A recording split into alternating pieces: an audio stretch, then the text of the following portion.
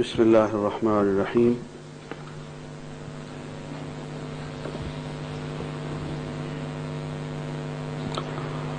هو الذي جعل لكم الليل لتسكنوا فيه والنهار مبصرا۔ اللہ کی ذات وہ ذات گرامی ہے جس نے تمہارے لیے رات پیدا کی تاکہ تم اس میں سکون حاصل کرو، اور دن ایسا جو کہ روشن ہے اور ہر چیز کو واضح طور پہ دکھانے والا ہے۔ عزیزان گرامی، یہ اللہ کا مقرر کردہ نظام الاوقات ہے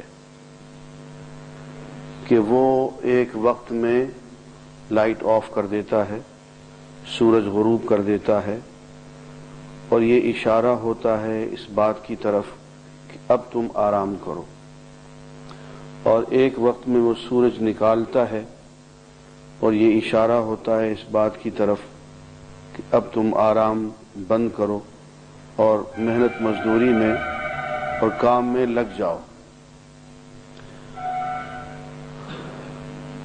ذرا غور کریں اس بات پہ کہ اگر یہ نظام الاوقات اللہ کی طرف سے معین کردہ نہ ہوتا اور فیصلہ ہم پہ چھوڑ دیا جاتا کہ ہم کس وقت کام شروع کریں، کس وقت ناشتہ کریں، کس وقت کام بند کریں، کس وقت سوئیں، کس وقت جاگیں، تو دنیا میں کوئی شخص کسی دوسرے شخص سے مل کے پروگرام نہ بنا سکتا، کوئی بات متفق نہ ہو سکتی۔ یہ اللہ نے اپنی طرف سے ایک نظام الاوقات طے کر دیا ہے۔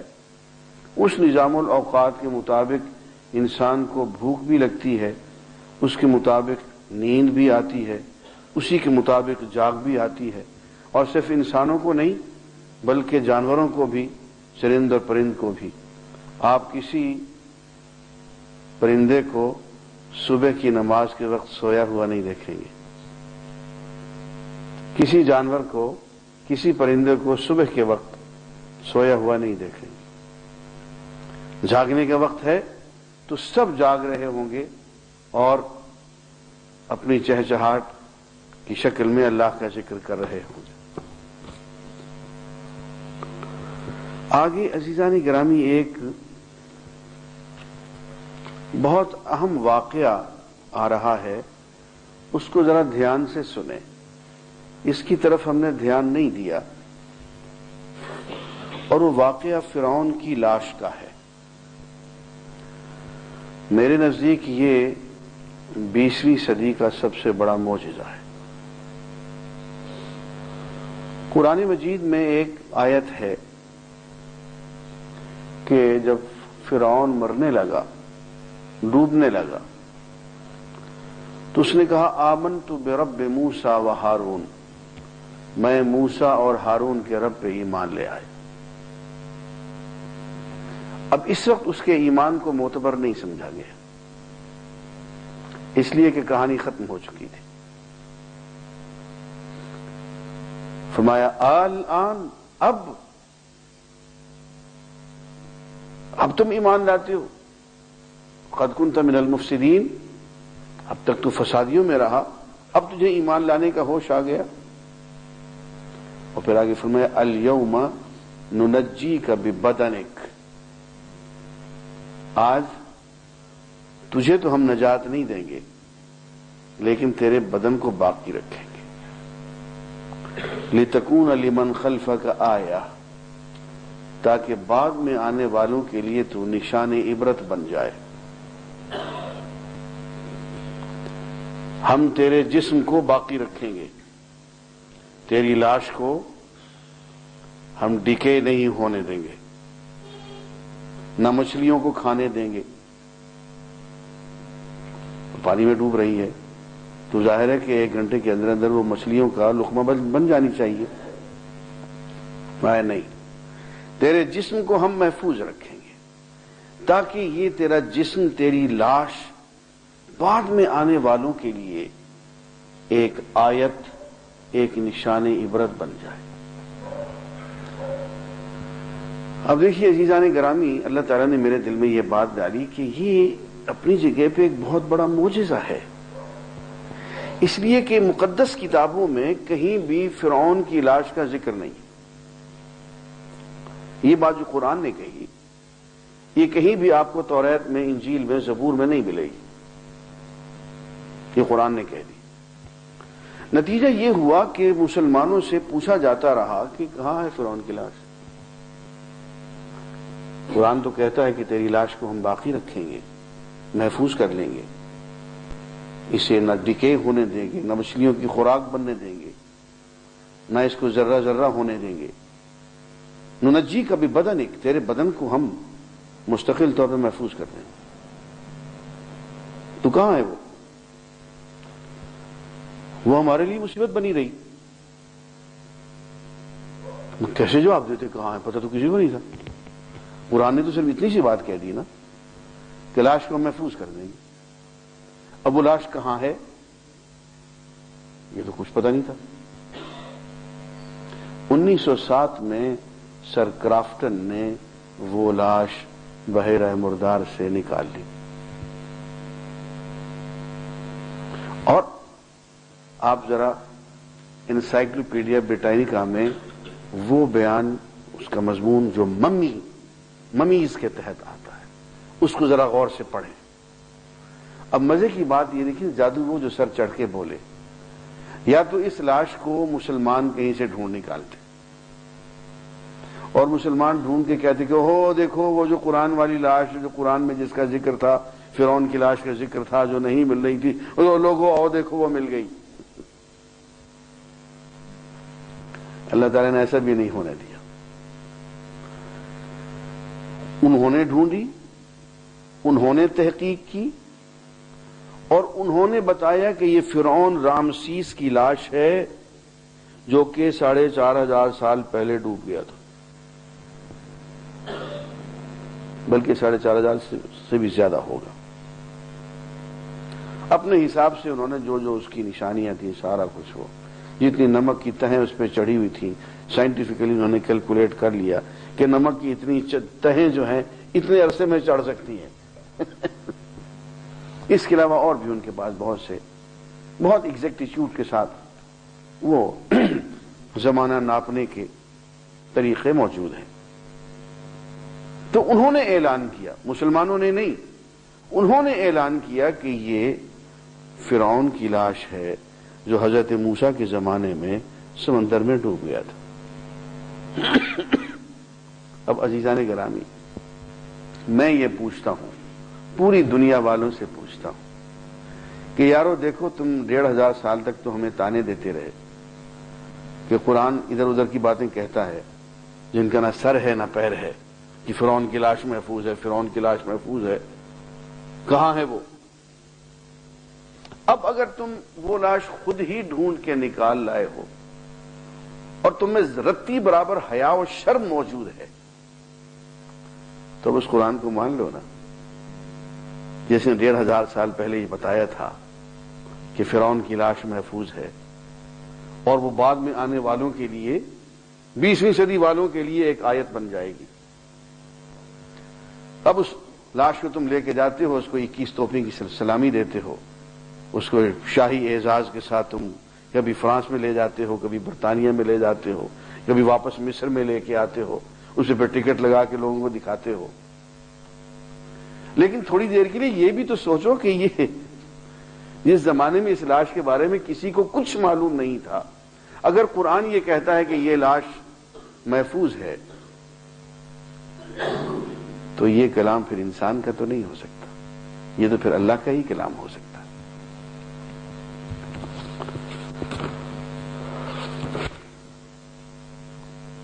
بس سورہ ہود کی طرف آتے ہیں۔ 12ویں پارے کی پہلی آیت، وَمَا مِن دَابَّةٍ فِي الْأَرْضِ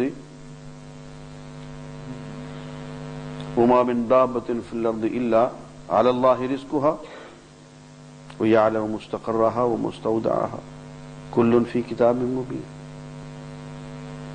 دنیا میں، زمین میں کوئی جاندار ایسا نہیں ہے کہ اس کا رزق اللہ نے اپنے ذمے نہ لے لیا ہو.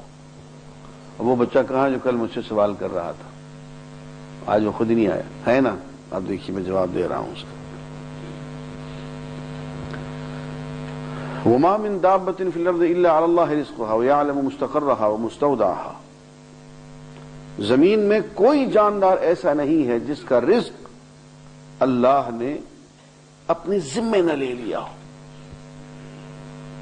اور اللہ جانتا ہے کہ اس کو کہاں پہ ٹھہرانا ہے اور کہاں پہ آخر کار اس کو ٹھکانے لگانا ہے. کل فی کتاب، ایک کتاب مبین میں سب کچھ لکھا ہوا.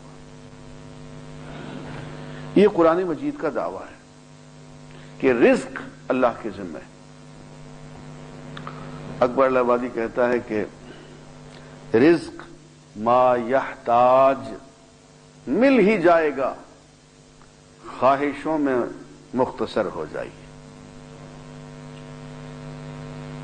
جتنے رزق کی تمہیں سچ مچ ضرورت ہے وہ اللہ تعالیٰ تمہیں ہر حال میں دے گا، لیکن ضرورتیں مختصر کیجیے. ضرورتوں کو اتنا نہ پھیلائے کہ اللہ تعالیٰ بھی حیران ہو جائیں گے یار یہ تو پھیلتا ہی جا رہا. رزق ما یحتاج، وہ رزق جس کی سچ مچ حاجت ہے وہ تو مل ہی جائے گا. رزق ما یحتاج مل ہی جائے گا، خواہشوں میں مختصر ہو جائیے. فقر سے شیطان ڈراتا ہے اگر، حسبنا اللہ سے نڈر ہو جائیے.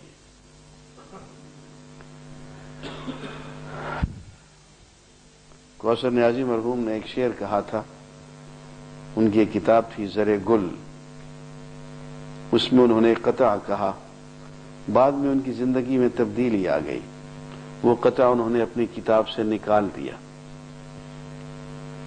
لیکن ہمیں یاد ہے ایک صاحب نے وہ قطع جب وہ بھاولپور میں گئے، کوثر نیازی بنام کوثر نیازی یوں کر کے وہ قطع لکھ کے بھیج دیا. وہ قطع یوں ہے کہ تو نے حق چھوڑا ہے اندیشہ غربت سے فقط، تو نے حق چھوڑا ہے اندیشہ غربت سے فقط. واہ، تو شعر بھولنے لگا. تو نے حق چھوڑا ہے اندیشہ غربت سے فقط، یاد آئے گا تو پھر سناؤں گا جی، بھول گیا میں. تو رزق اللہ کے ذمہ ہے. اور میں نے کہا کہ ماں کے پیٹ میں اللہ تعالیٰ جو ہے فرشتوں کو بھیجتا ہے، حدیث میں ہے جیسا کہ، اور اس کا رزق بتا دیا جاتا ہے، اس کی عمر بتا دی جاتی ہے. تمہاری اتنی عمر ہوگی، تمہارا اتنا رزق ہوگا، اس میں نہ اضافہ ہو سکتا ہے نہ کمی ہو سکتی. اب اس پہ عزیز نے بہت پیارا سوال کیا کہ اگر رزق طے شدہ ہے، مقرر ہے، نہ بڑھ سکتا ہے نہ گھٹ سکتا ہے، تو پھر محنت کرنے کی، کمائی کرنے کی کیا ضرورت ہے؟ یہی سوال ہے نا؟ بہت اچھا سوال ہے.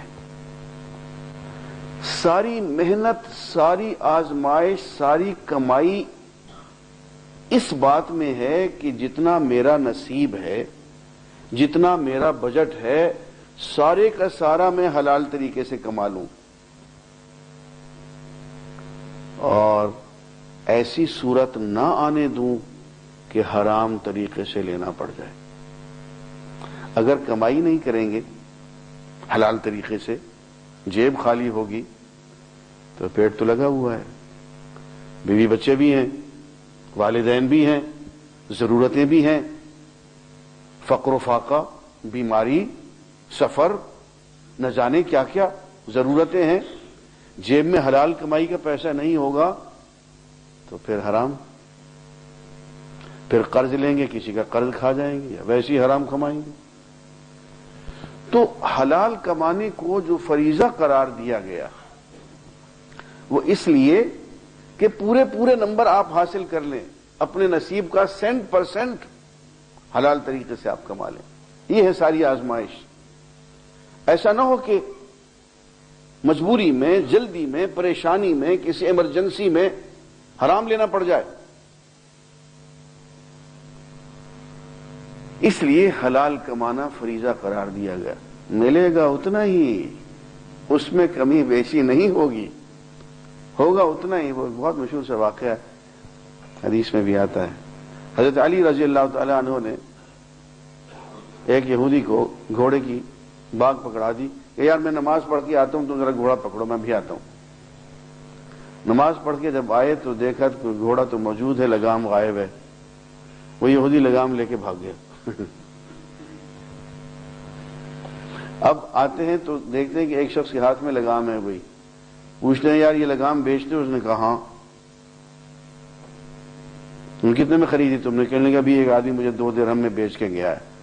آپ نے کہا تم نے غلط خریدی ہے، یہ چوری کا مال ہے، یہ لو 2 درہم اور یہ لگام مجھے واپس کر دو. 2 درہم آپ نے اس کو دے دیے، لگام اپنی واپس لے لی. اور پھر انہوں نے حضور کی یہ حدیث پڑھی کہ الا ان نفس لن تموت حتى تستكمل رزقها فاتقوا الله واجملوا في الطلب، کہ کسی نفس کو اس وقت تک موت نہیں آئے گی جب تک کہ اپنے حصے کا رزق پورا پورا وصول نہ کر لے. فرمانے لگے جب میں نے لگام اس یہودی کے ہاتھ میں تھمائی تھی تو میں نے ارادہ کیا تھا کہ واپسی پہ آ کے اس کو 2 درہم انعام دوں گا. اس ظالم نے 2 درہم حلال طریقے سے نہیں لیے، چوری کر کے لے لیے وہی 2 درہم.